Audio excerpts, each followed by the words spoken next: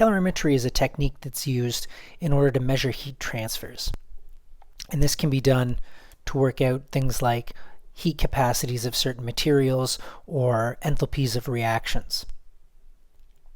And calorimetry that's done at constant pressure allows us to use the following mathematical relations. And calorimetry at constant pressure involves the use of an instrument known as a calorimeter.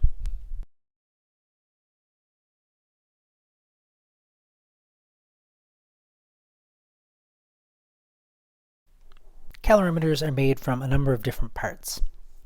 They're made from an insulated container and lid, and they have a method for measuring the temperature.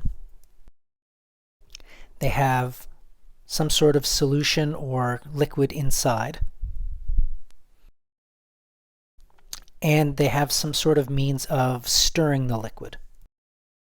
And sometimes the thermometer and the stir are combined into one unit, where you just manually stir the solution with the thermometer.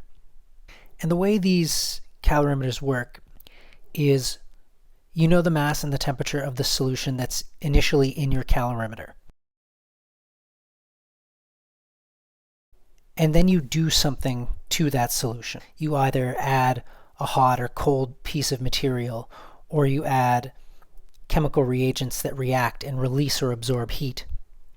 But you add something that causes a temperature change.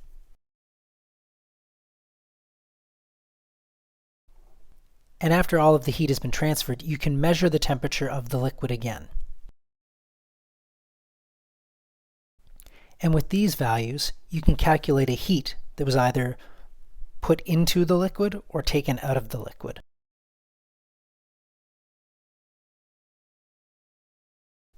You have the initial mass of the liquid, you've got the specific heat of the liquid, and you can find the change in temperature of that liquid because you have an initial temperature and a final temperature. I've shown the absolute value of that delta T, and the reason I've done this is simply to put the focus on the magnitude of the heat change rather than the sign of it. And it's important to note that the value of Q that you're calculating here is the heat transferred to or from the liquid. And the key assumption involved in calorimetry is that whatever heat is absorbed or released from that liquid is the exact same amount of heat that's absorbed or released from the reaction or whatever material you added. And this makes sense because the liquid either absorbs or releases the heat, so it has a positive or negative sign, and the reaction must have done the opposite thing as the liquid, so it would have the opposite sign. So now we'll do a mathematical example involving calorimetry.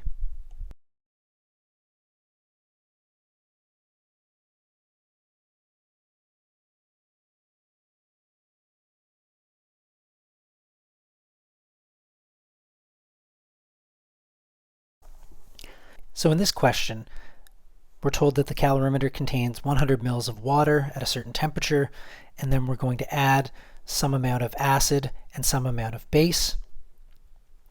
And then presumably these reactants undergo a reaction, and apparently they release heat because the resulting solution rises in temperature to 28.5 degrees Celsius. And we want to know, what is the enthalpy of reaction for this reaction of HCl and NaOH? And then specifically we want to know, what is the enthalpy of reaction in a certain type of units? So there are a couple of things going on here.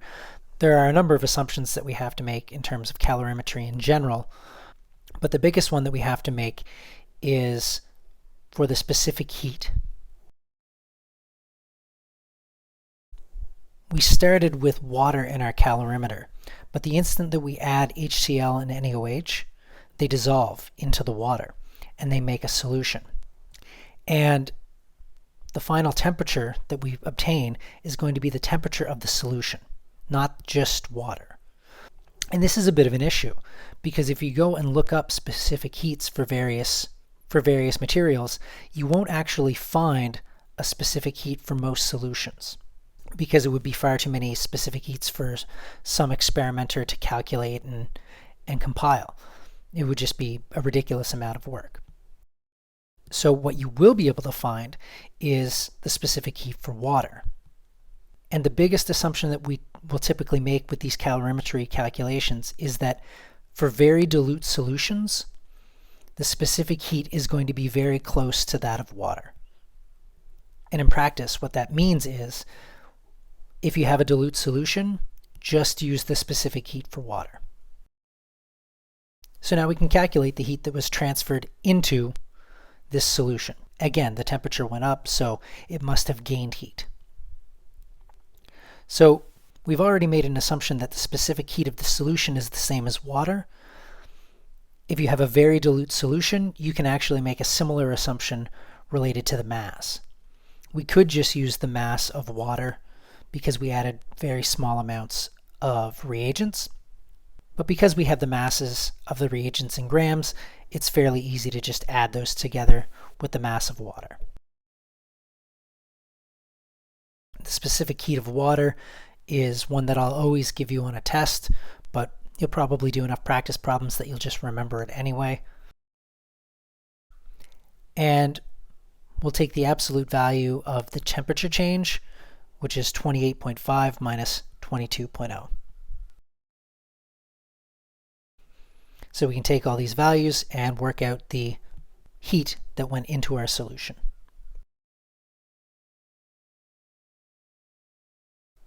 So we end up with 2,800 joules.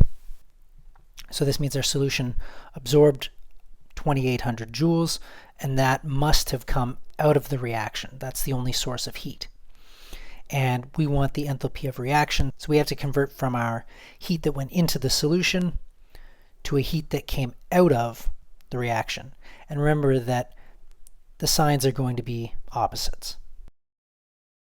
So our heat for our reaction is negative 2,800 joules, which makes sense. It's an exothermic reaction, so the sign has to be negative.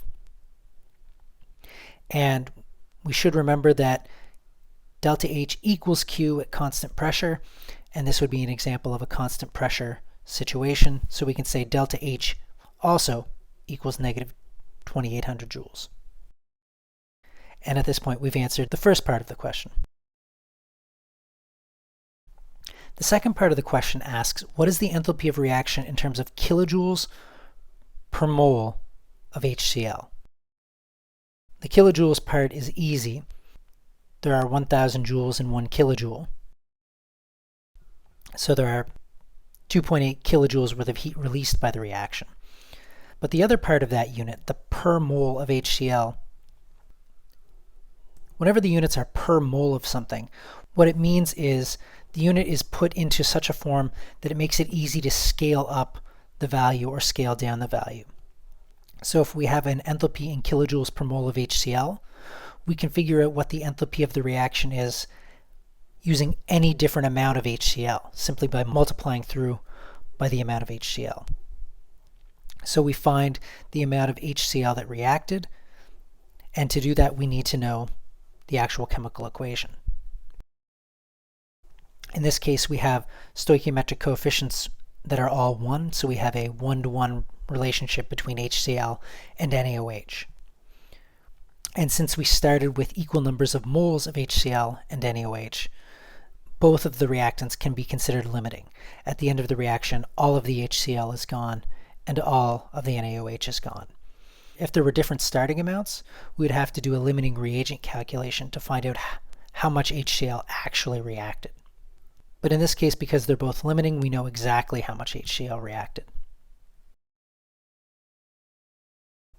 And we find that the enthalpy of reaction in kilojoules per mole of HCl is negative 56. And now we've got a value that we can scale up based on any amount of HCl reacting.